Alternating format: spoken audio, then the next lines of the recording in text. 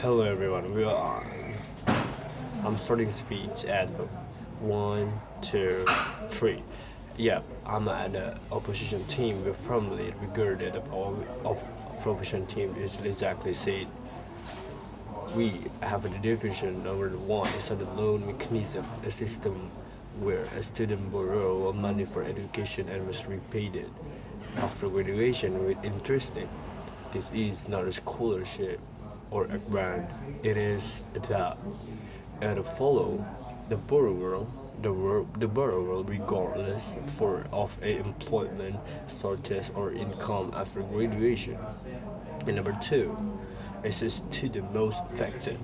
These two groups are hit hardest: low income student who narrowly miss a scholarship eligibility and a middle class student whose family income is too high for aid but too low to self-fund tuition, and the both group have no safety net, making them the most vulnerable to debt trap. And definition of number three, what's its mean adopting actually mean it? This is not a pilot program.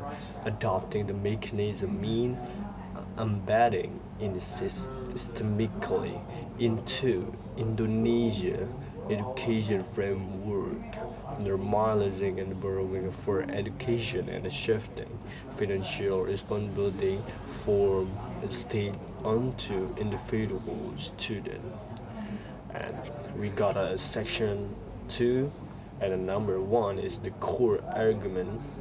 The opposite present to main argument against this motion, and argument number 2 is in the principle student loan are unjust for Indonesia. A is a summary. Indonesia economic inequality means students who need financial help the most or the exact student least able to repay a loan. Giving a debt to people who have no financial buffer is not empowerment. It is a system set up for a failure. And the key point is, in the country with deep inequality, student loans don't level the playing field. They extend inequality into the post-graduation life. And we need the source too, right? The source is BPS statistic Indonesia September and 2024 Gini ratio at a 0.3081 nationally. That's the source, and we next gather the summary is started loan system as some graduation will find stable will play a role after university. In Indonesia, that assumption is a dangerously false. Graduation and unemployment is high. Most of the workforce is informal, and entire level is a salary are not proportional to loan repayment burden. The key is you cannot build a mandatory repayment system on top of a job market that cannot be reliable observed in the graduation.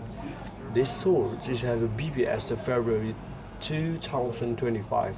University graduation rank amongst the highest in unemployment figure. And the argument number 2 is student loan harm every actor involved.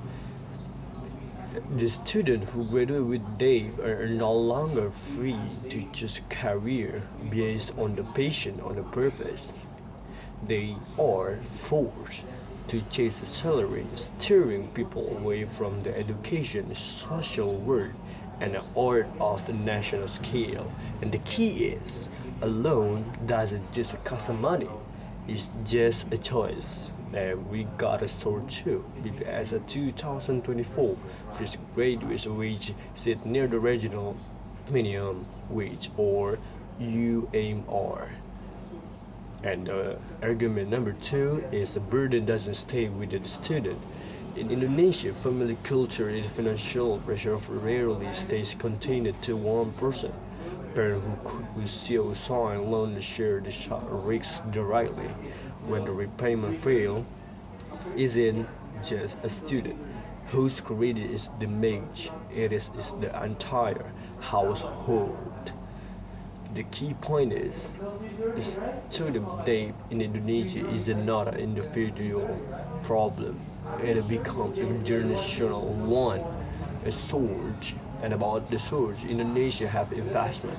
Indonesia generation rise from 1013 in a 1098 to a peak of the 0.39. And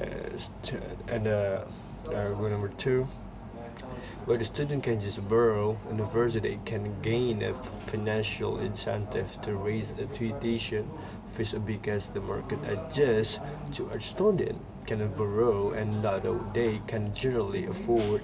This is exactly what happened in the US and the UK. The key point is the student loans don't make education more affordable, they make a institution more expensive. And about research is lending tree. The American own like a 184 trillion in student loan debt, like a 9 or 56% of loans, or like a 90 plus day delinquent. All right, we got the selection number three, proportional. A student loan expand access to education. Access built on the debt, on the false access entering university while carrying obligation is not the same as having a genuine opportunity to thrive. A true access means not having to gamble your financial future on a uncertain job market, but it's worse. Like property is gonna say it's worse in another country. The context is everything. Country where the student loan is function relatively well, have a high minimum wage, low graduation and employment, and a robust social welfare safety nets. Indonesia has none of the days a sufficient measure. The U.S., the most seated example now, has like a 184 trillion in the student loan debt and a deepening the fall of crisis. This assumed finding word is easy. PBS data show university graduation rank among the highest in Indonesia. Employment figure just find a job is not a polite response. This was a thankful. And after that, we're gonna scale it up. The scholarship some more. We're saying junior financial support with repayment obligation attention. Where this institution cost from the supply side by subsidizing the institution directly, not the wrong thing, more likely. And a student loan mechanism is not a solution, it is a transfer of risks from the state, which is the short limited accessible into the federal at least equitable. The official firmly rejected this motion. Thank you for me. Bye bye.